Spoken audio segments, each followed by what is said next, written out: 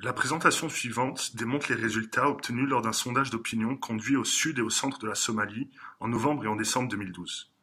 Ce sondage a été conduit par le Information Support Team de l'Union africaine et de l'ONU. Quelques mots sur la méthodologie.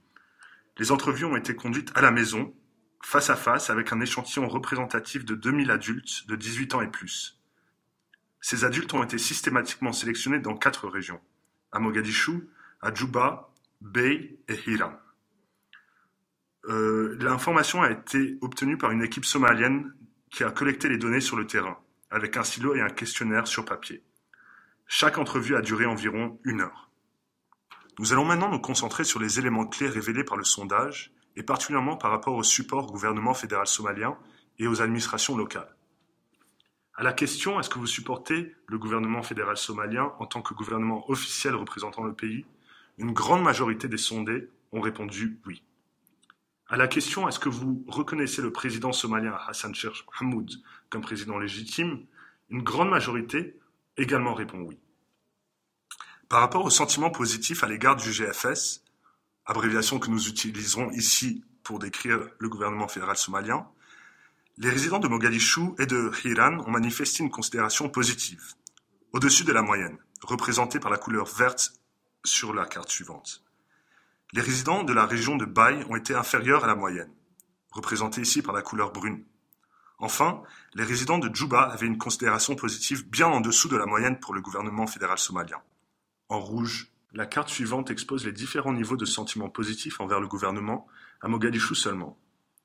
Les districts sont indiqués par différentes couleurs. Le rouge indique des résultats bien en dessous de la moyenne. L'orange indique des résultats en dessous de la moyenne. Le jaune indique la moyenne. Le vert clair indique des résultats un peu au-dessus de la moyenne. Enfin, le vert foncé expose des résultats bien au-dessus de la moyenne. Toujours dans le même thème, la question posée ici est « Combien avez-vous confiance envers le gouvernement somalien ?» Les résultats sont assez hauts à travers les régions. Cela dit, la région de Bay représente des résultats inférieurs à la moyenne, avec seulement 29%. La question suivante s'intéresse au support envers les administrations locales. La question posée est « Est-ce que vous supportez l'administration locale ?» Veuillez noter que la question a été posée uniquement en dehors de Mogadiscio.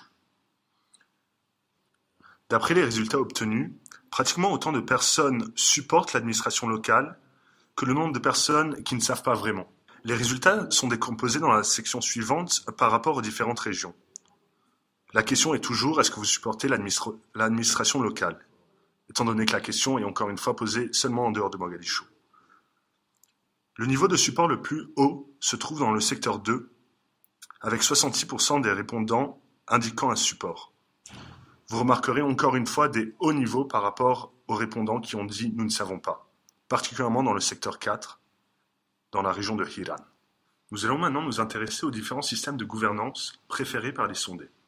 4 options étaient possibles. La première étant l'ancien État somalien, unique et indivisible. Le deuxième étant un État indépendant pour le Djubaland. La troisième option étant un État fédéral pour le Djubaland qui serait intégré au gouvernement fédéral somalien. Et enfin, la dernière option étant « nous ne savons pas ». Il y avait une préférence générale assez basse pour l'ancien modèle du gouvernement somalien.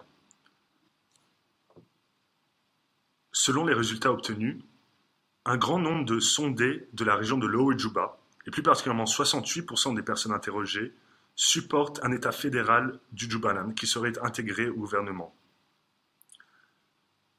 Nous allons maintenant nous intéresser aux problèmes auxquels fait face le pays.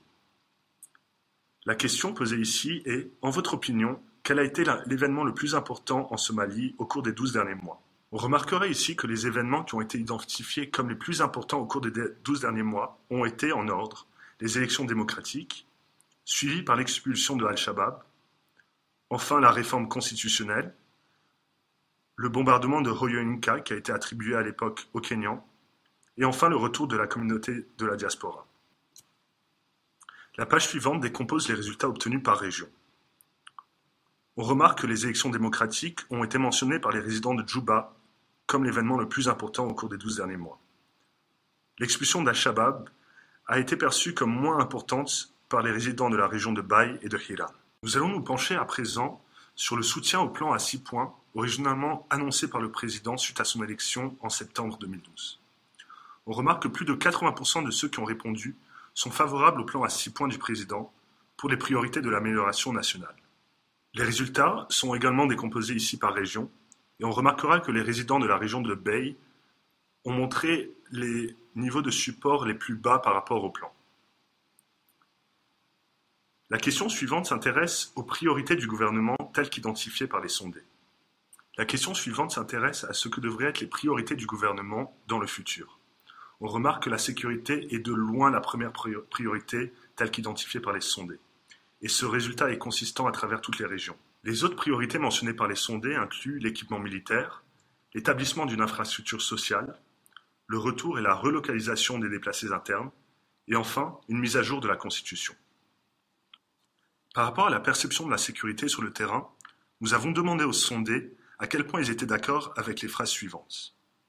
La situation sécuritaire en Somalie est bien meilleure maintenant qu'il y a 12 mois. Il est bien plus sûr d'utiliser les routes principales aujourd'hui qu'il ne l'était il y a 12 mois. Les routes au sein de mon quartier sont plus sûres aujourd'hui qu'elles ne l'étaient il y a 12 mois. La situation sécuritaire est meilleure aujourd'hui qu'elle ne l'était lorsque les opérations de la MISOM ont débuté en 2007. Il est moins sûr d'utiliser les routes reliant les régions aujourd'hui qu'il ne l'était il y a 12 mois. Il y a plus de points de contrôle illégaux en Somalie aujourd'hui qu'il n'y en avait il y a 12 mois. Il y a moins de mines antipersonnelles sur les routes aujourd'hui qu'il n'y en avait il y a 12 mois. Il y a une meilleure application de la justice aujourd'hui qu'il n'y en avait il y a 12 mois.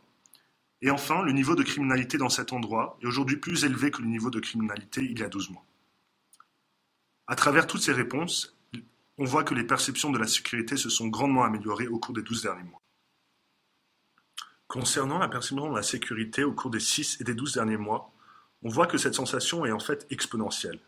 En effet, une grande portion des sondés ont dit qu'ils se sentaient plus en sécurité au cours des 6 derniers mois qu'ils ne l'étaient au cours des 12 derniers mois.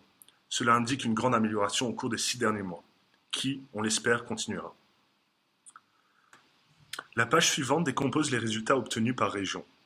On remarque ici que les résidents de Mogadiscio et de la région de Djouba sentent une grande amélioration par rapport à la sécurité et de manière supérieure aux autres régions.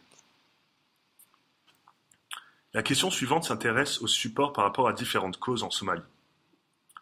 Les résultats obtenus selon le sondage en ordre sont le support pour la loi de la charia dans le pays, suivi par la liberté de la presse, suivi par le dialogue avec les groupes d'opposition, en particulier Al-Shabaab, suivi par l'implication des femmes dans les processus politiques à un niveau régional et local, suivi par l'implication des femmes dans le processus politique à un niveau national, et enfin, la constitution provisoire.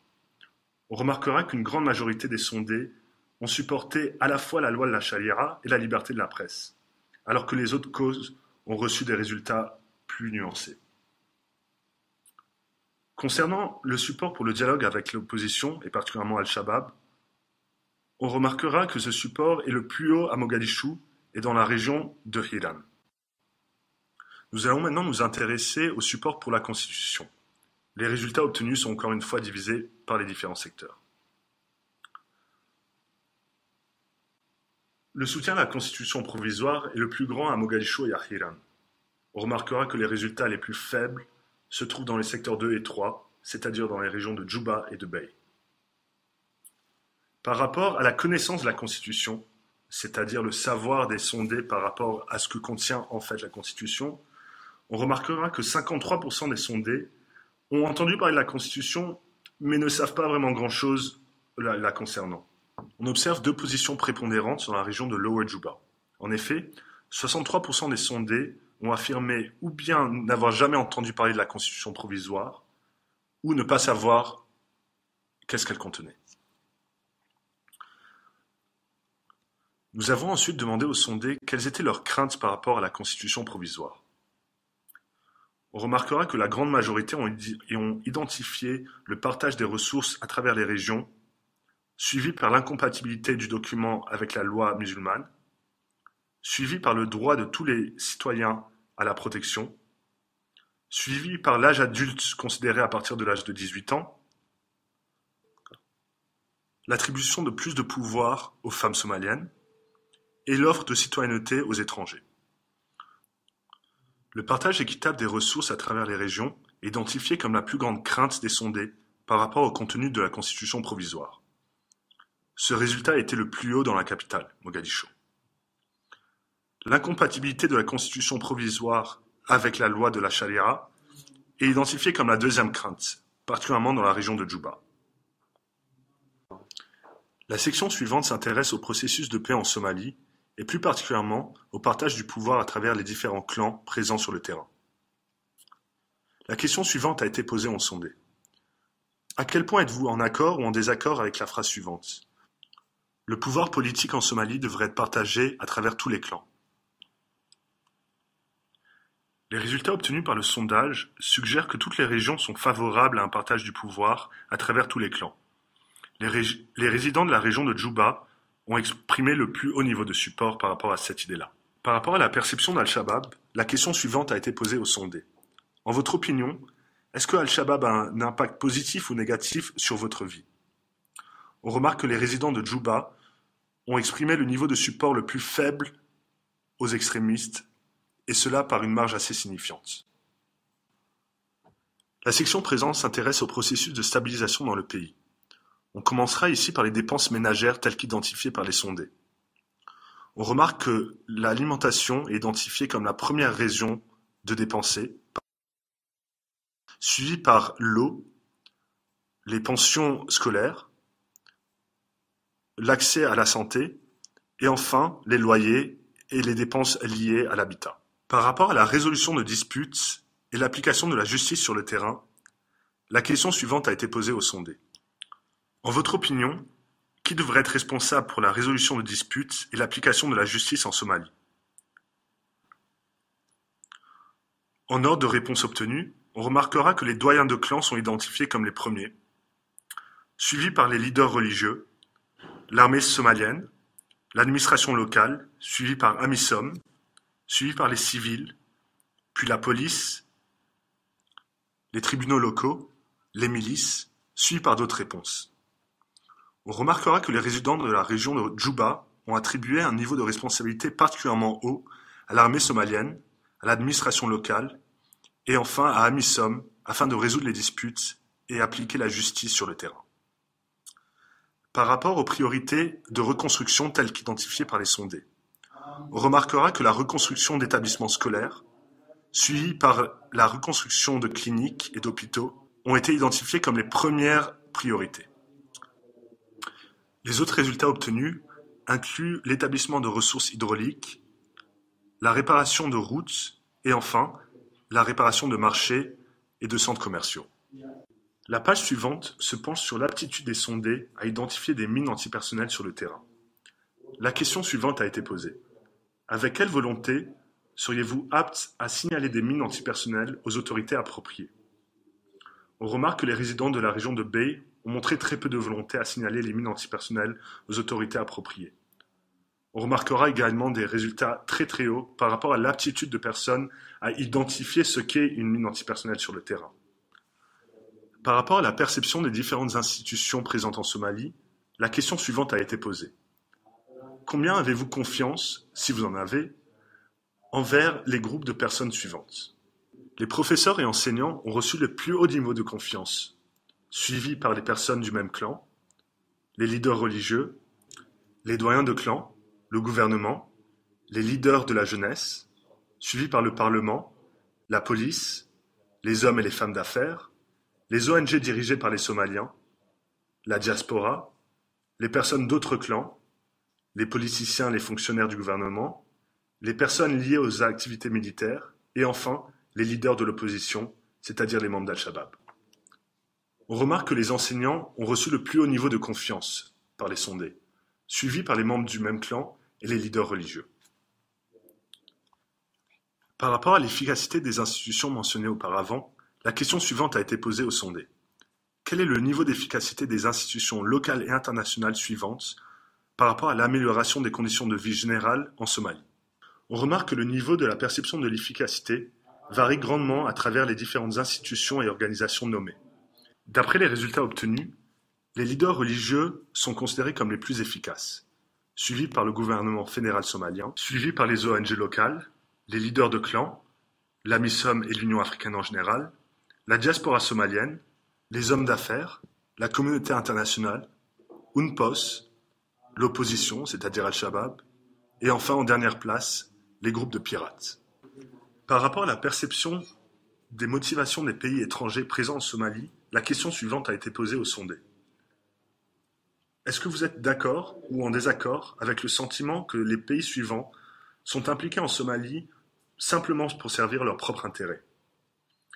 L'Éthiopie, fort de leur longue histoire avec la Somalie, obtient la plus haute place, suivie par les États-Unis, le Kenya, l'Ouganda, puis la Turquie.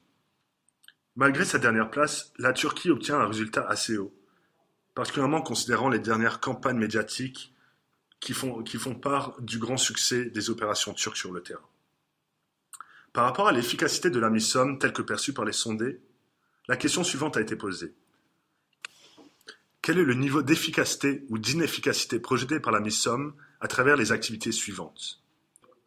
La majorité des sondés ont indiqué le support pour le gouvernement fédéral somalien comme la plus grande source d'efficacité telle que projetée par l'AMISOM. Ce résultat est suivi par la provision de la sécurité pour la communauté somalienne et enfin, le support pour la provision d'aide humanitaire sur le terrain. On note que les sondés qui sont au courant des activités d'AMISOM ont exprimé en général une opinion favorable par rapport à l'efficacité d'AMISOM. La page suivante détaille les résultats obtenus par région. Nous allons maintenant nous intéresser à l'accès et à l'utilisation des médias en Somalie. Cette page s'intéresse à l'accès à la technologie de communication à travers les différentes régions interrogées. La question suivante a été posée. Lesquels des appareils suivants sont disponibles au sein de votre cadre familial? Les différentes options étant les appareils de téléphone mobile, les appareils de radio, l'accès à la radio sur les téléphones mobiles, l'accès à la radio dans les automobiles, la télévision, les ordinateurs et enfin Internet. D'après les résultats obtenus, l'accès aux appareils radiophoniques est particulièrement haut dans la région de Juba. Cela dit, l'accès à Internet est particulièrement bas dans la même région. Concernant la taille de l'audimat pour les principales stations de radio diffusant en Somalie, on remarque que BBC Somali Service est la station la plus écoutée, suivie par Voice of America Somali Service, la radio d'État Radio Mogadishu, suivie par Radio Barkulan, Shabelle et enfin Al-Andalus, station diffusée par Al-Shabaab. La question suivante a été posée aux sondés. Laquelle, parmi ces stations de radio, mérite le plus de confiance? On remarque qu'encore une fois, BBC Somali Service reçoit le plus haut niveau de confiance à travers les sondés. BBC Somali Service est suivi par Voice of America, puis Radio Mogadishu, Barkulan, Shabelle, Radio Kulmiye et enfin Al-Andalus. Par rapport à la fréquence d'utilisation de l'Internet selon l'âge et le sexe, les résultats obtenus indiquent que 40% des Somaliens utilisent Internet. Cela dit, on remarque que les sondés qui ont affirmé utiliser Internet régulièrement le font de manière quasi quotidienne. On observe cependant une dichotomie. En effet, un grand nombre de sondés ont affirmé ne jamais utiliser Internet ou bien ne même pas savoir ce qu'Internet est. On conclura ici la présentation par les grandes lignes des résultats trouvés à travers les différents secteurs, en commençant par le secteur 1, Mogadiscio. On remarque une perception de la sécurité supérieure. Les résidents de la capitale sont également les plus aptes à supporter le dialogue avec Al-Shabaab. Ils expriment également le plus haut niveau de support par rapport à la constitution provisoire. La perception du gouvernement fédéral somalien est au-dessus de la moyenne. Les résidents de Mogadiscio expriment le plus haut niveau de méfiance à l'égard des motivations du Kenya dans le pays. Ils expriment également le plus haut niveau de soutien pour l'acceptation par toutes les régions de l'autorité d'un gouvernement basé à Mogadiscio. Enfin, les résidents de Mogadiscio sont les plus susceptibles à considérer l'AMISOM comme très inefficace sur le terrain. Concernant le secteur 2, la région de Juba, il s'agit du secteur le plus appauvri des quatre. Le secteur 2 est le plus susceptible à confier la responsabilité de la résolution des conflits et de l'application de la justice à l'armée nationale somalienne et à l'AMISOM. C'est également le secteur le plus susceptible à signaler les mines antipersonnelles aux autorités responsables. Le secteur 2 est le moins susceptible à soutenir la constitution provisoire et exprime la plus petite considération pour le gouvernement fédéral somalien comparé aux autres secteurs. Le secteur 2 est également le moins susceptible à croire que le Kenya est motivé par ses propres intérêts en Somalie et exprime le soutien le plus faible par rapport aux milices. Enfin, les résidents du secteur 2 pensent que la MISOM est très efficace. Cela dit, un nombre comparable de sondés n'a pas d'opinion sur le sujet. Concernant le secteur 3, la région de Baye, il s'agit du secteur le moins susceptible à penser que la situation sécuritaire s'est améliorée. C'est également le secteur le plus susceptible à confier la responsabilité de la résolution des conflits et de l'application de la justice aux leaders religieux. Les résidents du secteur 3 sont les moins aptes à signaler la présence de mines antipersonnelles aux autorités responsables. D'après les résultats obtenus, l'expulsion d'Al-Shabaab a peu d'importance aux yeux des résidents du secteur 3. Les résidents du secteur ont également exprimé un faible niveau de soutien à la constitution provisoire. Cela dit, un grand nombre de sondés n'ont pas vraiment d'opinion sur le sujet. Enfin, le sentiment positif dans le secteur et en dessous de la moyenne est faible par rapport au soutien au gouvernement fédéral somalien. Pour finir avec le secteur 4, la région de Hiran, il s'agit du secteur le plus susceptible à confier la responsabilité de la résolution des conflits et de l'application de la justice aux doyens de clans et aux milices. En effet, il s'agit du secteur le plus favorable aux milices comparé aux autres. Également observé dans le secteur, l'expulsion d'Al-Shabaab a peu d'importance et les résultats obtenus indiquent le plus bas niveau de soutien au dialogue avec Al-Shabaab. Les sentiments positifs pour le gouvernement fédéral somalien sont bien en dessous de la moyenne, tel qu'observé dans le secteur. Le secteur 4 est aussi le plus susceptible à penser que l'Éthiopie, le Kenya et l'Ouganda sont en Somalie pour leurs propres intérêts. Enfin, le niveau de support pour la MISOM est le plus élevé, tel qu'observé à travers les régions. Ainsi se conclut cette présentation, en espérant que les résultats obtenus ont réussi à susciter votre intérêt.